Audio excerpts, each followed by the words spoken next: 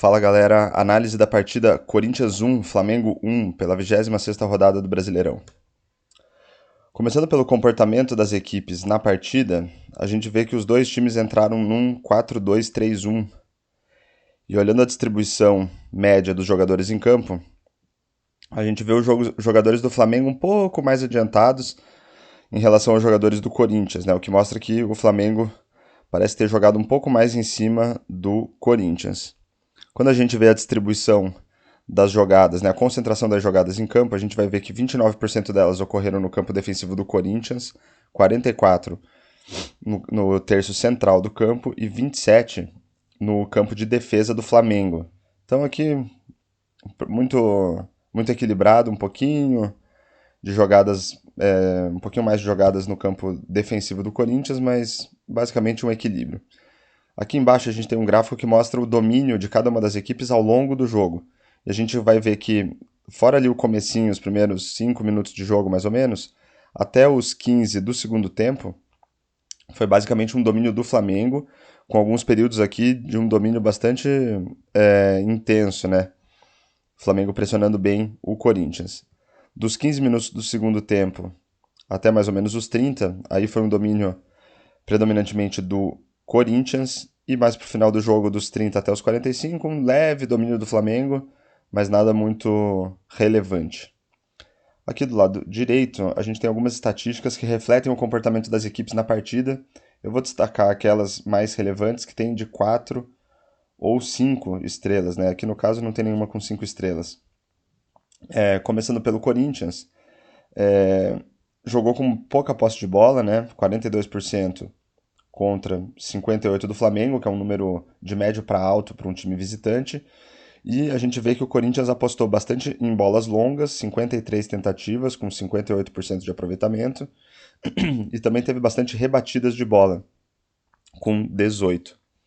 Pelo lado do Flamengo, além da posse de bola, que foi de média para alta, também foi um time que apostou bastante nos passes, 502 tentativas, com 85% de aproveitamento.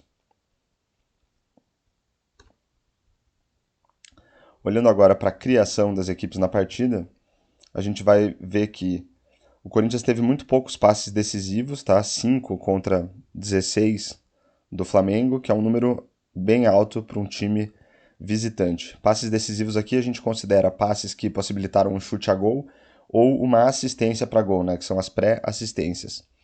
Em termos de expectativa de assistências, 0,27 para o Corinthians, também um número baixo, e 0,67 para o Flamengo, um número mediano para um time visitante. A ideia da expectativa de assistências é medir a capacidade das equipes em colocar seus jogadores em condição de finalização. Então, não necessariamente o jogador finalizou em gol, ou se finalizou, não necessariamente fez o gol. Mas a ideia é medir a capacidade dos times de colocarem seus jogadores em condição de finalizar. Em termos de chute a gol, foram 14 pelo lado do Corinthians, 20 pelo lado do Flamengo, sendo que cada time conseguiu criar uma chance clara de gol. Pelo lado do Corinthians, dos 14 chutes, 5 foram bloqueados, 4 foram para fora, sendo que 2 passaram perto do gol, 4 chutes defendidos e 1 gol marcado. Já pelo lado do Flamengo, dos 20 chutes, a gente tem 8 bloqueados, 4 para fora, sendo que 1 passou perto do gol, 1 chute na trave, 6 chutes defendidos e 1 gol marcado. A gente vê aqui que, no geral, as estatísticas do Flamengo relacionadas a chutes a gol foram quase todas aqui de médio para alto. Mas só analisar o número de chutes a gol não diz muita coisa pra gente, né? Porque nem todo chute tem a mesma probabilidade de ser gol. E também nem todo chute tem a mesma qualidade, né?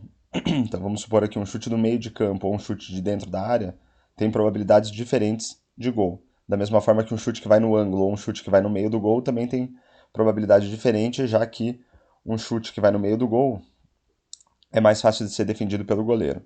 A estatística que mede a qualidade das oportunidades é a expectativa de gols, né, ou XG. Em média, um chute qualquer num jogo tem cerca de 10% de chance de gol. Então aqui eu trago o número de chutes que cada equipe deu acima dessa média de 10%. Pelo lado do Corinthians foi um chute só, pelo lado do Flamengo foram 2. E olhando para a qualidade dos chutes, a estatística que mede isso é a expectativa de gols pós-chute, PSXG. Em média, um chute que vai no gol tem 30% de chance de gol. E aqui eu trago o número de chutes que cada equipe deu com probabilidade maior do que isso. Então foram 2 chutes pelo lado do Corinthians, que é um número aqui de médio para alto, e apenas um chute pelo lado do Flamengo. Aqui embaixo a gente tem um mapa de chutes da partida. A gente vai ver que o Corinthians chutou muitas bolas de fora da área, mais ou menos o mesmo tanto de dentro da área. Teve até a princípio aqui um chute de antes do meio de campo. Pelo lado do Flamengo, a gente vai ver que a maioria dos chutes foram de fora da área, né? O que dificulta aí a chance de fazer gol, já que chutes de fora da área, em geral, tem uma probabilidade menor de gol.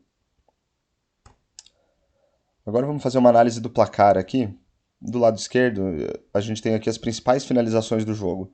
Eu vou destacar 2 delas aqui, se fizer sentido você pode pausar o vídeo e dar uma olhada com mais calma em todas elas. Então aqui pelo lado do Flamengo, teve o gol do Gerson, foi um chute de fora da área, que tinha oportunidade de gol, era de apenas 2% a probabilidade, considerando a qualidade da oportunidade. Um chute de fora da área, como eu tinha dito, em geral tem uma probabilidade baixa de gol, mas ele conseguiu dar uma qualidade na finalização, né, foi um chute praticamente no ângulo, que elevou a probabilidade de gol para 67%. Então, era uma defesa bem difícil para o goleiro do Corinthians.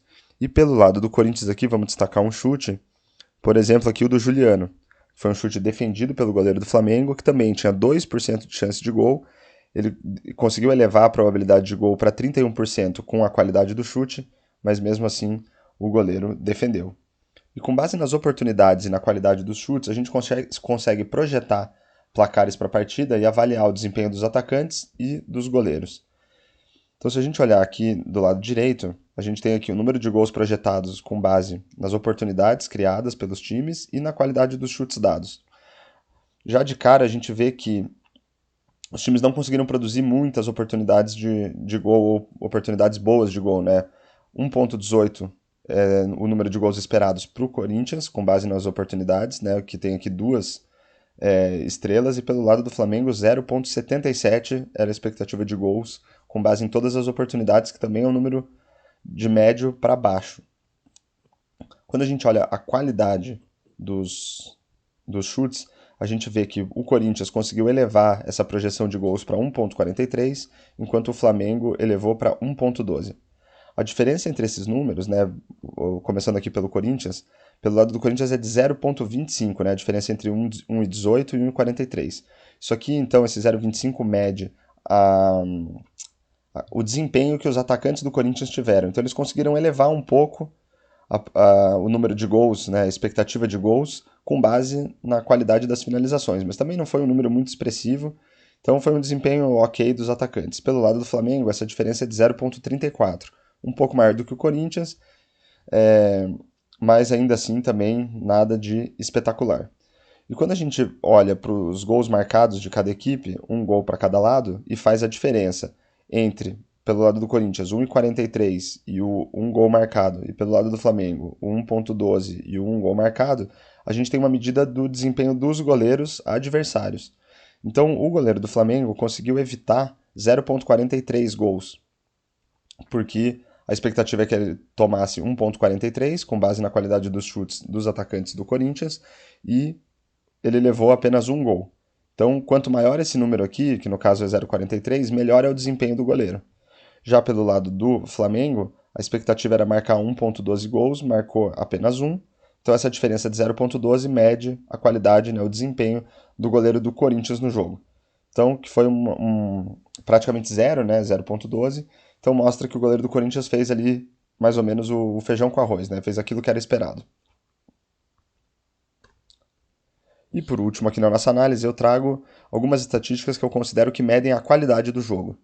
Então, o que eu espero numa partida? Eu espero que os times consigam ter passes decisivos, eu espero que eles consigam colocar seus atacantes em condição de finalização, eu espero que as partidas tenham um bom número de chutes a gol e que os times consigam criar chances claras de gol. Em termos de oportunidades e qualidade dos chutes, eu também espero que tenham um bom número de chutes acima da média, né? Então, oportunidades com mais de 10% de chance de gol e chutes com qualidade acima dos 30% aqui de probabilidade de gol.